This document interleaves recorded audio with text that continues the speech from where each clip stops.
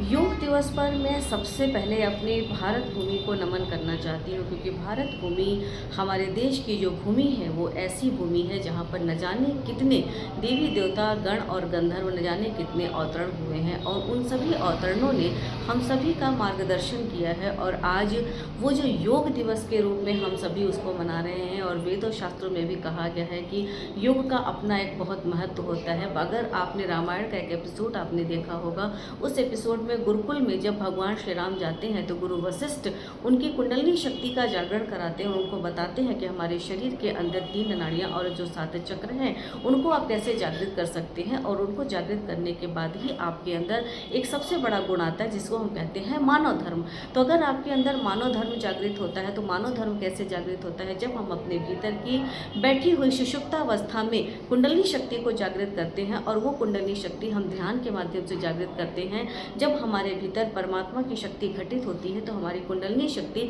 हमारे 6 चक्रों को पार करके हमारे सिर के तालु भाग हमारे सहस्त्रार पर आती है, और वो जब परमात्मा की शक्ति से योग करती है, जब वो योग हमारे अंदर घटित होता है तो हम परमात्मा की शक्ति से जुड़ जाते हैं। तो जब भगवान श्री राम ने इस धरती पर आकर के अपनी कुंडलिनी शक्ति को जागृत किया, अपने भीतर उस मानव धर्म को जागृत किया, तो हम सभी को भी इस चीज़ को जानने की ज़रूरत है, इस विद्या को जानने की ज़रूरत है कि किस तरीके से हम अपनी कुंडलिनी शक्ति को ध्यान के माध्यम से जागृत कर सकते हैं। और अगर आप अपने भीतर कुंडलिनी शक्ति को ध्यान के माध्यम से जागृत करते हैं तो आप अपने 7 चक्रों को और 3 नाड़ियों को जागृत कर सकते हैं, और परमात्मा की शक्ति से आप योग कर सकते हैं।